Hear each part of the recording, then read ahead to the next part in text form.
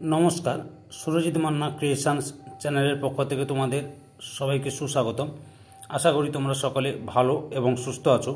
আমি তোমাদের জন্য এই ভিডিওটিতে তুলে ধরছি 2026 সালের উচ্চ মাধ্যমিক পরীক্ষার্থীদের তথা 2025 সালের ক্লাস 12-এর থার্ড সেমিস্টার পরীক্ষার জন্য রায় ও মার্টিন প্রশ্নবিচিত্র থেকে এক সেট প্রশ্নপত্রের সম্পূর্ণ সমাধান করছি ভূগোল থেকে।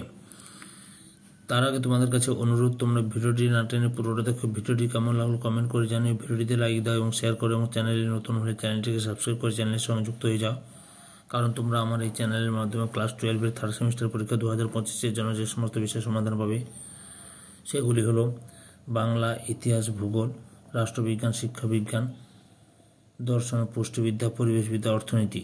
এই ভিডিওতে ভূগোল থেকে একশো প্রশ্নপত্রের সম্পূর্ণ সমাধান করছি, তোমরা পুরো ভিডিওটি লক্ষ্য করো। 177 নম্বর পেজের মডেল কোশ্চেন পেপার 7, স্কুলের নাম খাদরা হাই স্কুল এইচএস। এই স্কুলের প্রশ্নপত্রের সেটটি সম্পূর্ণ সমাধান করছি। এর আগে 1 থেকে 6 নম্বর মডেল কোশ্চেন পেপার সেটগুলি আলোচনা করে দিয়েছি। তোমরা ওই ভিডিওগুলো দেখতে চাইলে আমার চ্যানেলের প্লে লিস্টে গিয়ে দেখে নাও, না হলে এই ভিডিও ডিসক্রিপশনে তার লিঙ্ক দেওয়া আছে, ওখানে ক্লিক করে দেখে নিতে পারো। আলোচনা শুরু করছি। প্রথম প্রশ্ন, বিবৃতি এ। ওয়েগনারের মতে আফ্রিকা, ইউরোপ, এশিয়া প্রধানত উত্তর দিকে এবং দুটি আমেরিকা পশ্চিম দিকে সঞ্চালিত হয়। কারণ আর মহাদেশের সন্তরণের কারণ জোয়ারি বল ও বৈষম্যমূলক অভিকর্ষজ বল। বিবৃতি ও কারণ বিবেচনা করে সঠিক উত্তরটি নির্বাচন করো। সঠিক উত্তরটি হল অপশান এতে। এ ও আর দুটি সঠিক এবং আর এ এর সঠিক ব্যাখ্যা। 2 নম্বর প্রশ্ন, পর্বতের পাদদেশ নদী বা সমুদ্র তরঙ্গের কার্যের ফলে অত্যধিক ক্ষয়িত হয়। পর্বতঢালের উপরের অংশ হঠাৎ দ্রুত গতিতে নিচের দিকে নামতে থাকে, এরূপ পুঞ্জিত ক্ষয় ড্যাশ নামে পরিচিত। অপশান ডিতে স্লাম্প।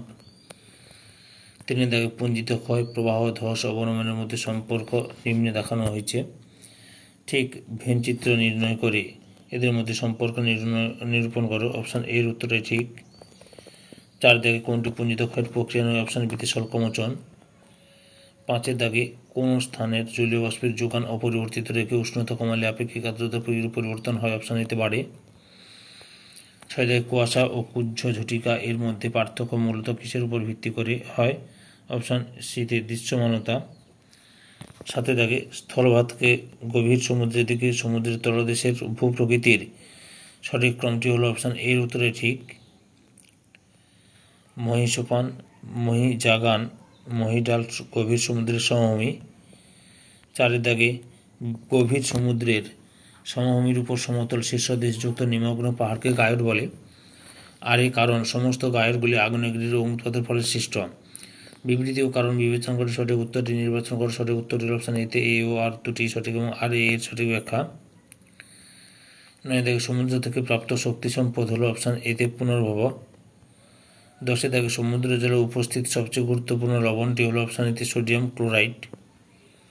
11 দাগে গভীর ও নোনা জলের বাস্তুতন্ত্রকে কী বলে। অপশান সিতে বেন্থিক বাস্তুতন্ত্র। 12 দাগে বাস্তুতন্ত্রে উদ্ভিদ ও প্রাণীর মধ্যে যে পরিমাণ সজীব পদার্থ উপস্থিত থাকে তাকে ড্যাশ বলে। অপশান এতে স্ট্যান্ডিং ক্রপ। 13 দাগে অরণ্যের খাদ্য শৃঙ্খলে বাঘ ও সিংহের সঠিক অবস্থান পুষ্টিস্তরে যে স্তরে হয় তা হলো। অপশান সিতে 3য় স্তরে।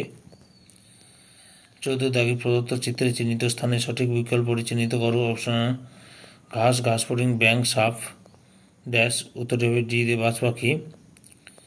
15 দাগে খাদ্য জালে শক্তি প্রবাহ ড্যাশ। অপশান বিতে উত্তরটা ভুল হয়েছে, এটা একমুখী হবে। খাদ্য জালে শক্তি প্রবাহ একমুখী, এটা একটু উত্তরটা ভুল হয়ে গেছে, একমুখী হবে, বুঝতে পারলে।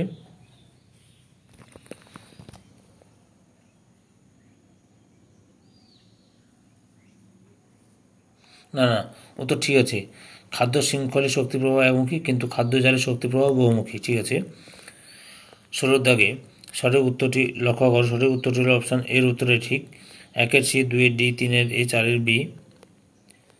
17 দাগে গ্রামীণ জনসংখ্যার ঘনত্ব সর্বাধিক দেখা যায়। অপশান এতে দক্ষিণ এশিয়ায়। 18 দাগে নিম্নলিখিত 4টি মহাদেশের জনসংখ্যার পরিমাণের সঠিক ঊর্ধ্বক্রম সাজিয়ে লেখো। সঠিক ঊর্ধ্বক্রমটি হলো অপশান এতে ওশেনিয়া, দক্ষিণ আমেরিকা, ইউরোপ, আফ্রিকা। কোন বিকল্পটি সঠিক। অপশান সির উত্তরে ঠিক। 1, 3, 4 সত্য এবং মিথ্যা, 4 মিথ্যে, 2 মিথ্যা। 20 দাগে কোনো দেশে মোট জনসংখ্যার সঙ্গে কার্যকরী জমির অনুপাতকে বলা হয় অপশান বিতে মানুষ জমি অনুপাত। 21 দাগে নগরায়নের পর্যায়গুলির মধ্যে কোনটি সর্বোচ্চ পর্যায়কে নির্দেশ করে অপশান ডিতে নেক্রোপলিস। 22 দাগে অনুচ্ছেদটি মনোযোগ সহকারে পড়ো এবং নিম্নলিখিত প্রশ্নের উত্তর দাও। বন্যার হাত থেকে রক্ষা পাওয়ার জন্য নদী তীরবর্তী অঞ্চল থেকে দূরে অপেক্ষাকৃত উঁচু স্থানে এক প্রকার বিশেষ জনবসতি গড়ে ওঠে, যা শুষ্ক বিন্দু বসতি নামে পরিচিত। এই বসতিগুলি গুচ্ছাকার কিংবা বিক্ষিপ্ত উভয়ভাবেই গড়ে উঠতে দেখা যায়। পশ্চিমবঙ্গে মালদা, মুর্শিদাবাদ প্রভৃতি বন্যাপ্রবণ জেলাগুলিতে এই প্রকার জনবসতি পরিলক্ষিত হয়। মুর্শিদাবাদে যে ধরনের জনবসতি গড়ে ওঠে তা হল অপশান ডি শুষ্ক বিন্দু বসতি। 23 দাগে রেল লাইন, সড়কপথ, বাঁধ, নদী প্রভৃতি বরাবর যে ধরনের বসতি বিকাশ লাভ করে তা হল অপশান সিতে রৈখিক জনবসতি। 24 দাগে গোষ্ঠীবদ্ধ জনবসতি সাধারণত দেখা যায় অপশান এতে শুষ্ক বা প্রায় শুষ্ক অঞ্চলে। 25 দাগে গ্রামীণ বসতির ক্ষেত্রে ক্ষুদ্রতম প্রশাসনিক একক কোনটি অপশান বিতে মৌজা। 26 নম্বর প্রশ্ন, ভারতের বয়ের লিঙ্গ অনুপাত নির্ণয়ের সূত্রটি হল অপশান বির উত্তরে ঠিক মোট নারীর সংখ্যা ভাজিত মোট পুরুষের সংখ্যা গুণিতক 1000। 87 দাগে নদীর উপর পাথর নির্মিত বাঁধ কি নামে পরিচিত অপশান বিতে অ্যানিকাট। 28 দাগে গ্রামাঞ্চলে বৃষ্টির জল সংরক্ষণের পদ্ধতিগুলির মধ্যে সঠিক বিকল্পটি নির্বাচন করো অপশান বিডি ঠিক 2, 3, 4 সঠিক। 29 তামার সঙ্গে কি মিশে জার্মান সিলভার তৈরি হয় অপশান সিতে তামা ও পিতল। 30 দাগে ভারতের কোন রাজ্যে সবচেয়ে বেশি ম্যাঙ্গানিজ উত্তোলিত হয় অপশান বিতে উড়িষ্যা ও কর্ণাটক। 31 দাগে ট্রাক ফার্মিং কথাটির সঙ্গে যুক্ত অপশান সিতে উদ্যান কৃষি। 32 দাগে শস্য প্রকৃত সম্পর্কে কোন ব্যাখ্যাটি সত্য অপশান ডিটাই ঠিক সবগুলি সত্য।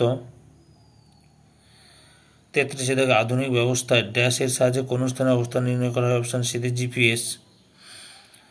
34 দাগে কোনো দেশের কোনো নির্দিষ্ট বছরের মোট আমদানির মূল্য ও মোট রপ্তানির মূল্যের পার্থক্যকে বলে অপশান সিতে বাণিজ্যিক উদ্বৃত্ত।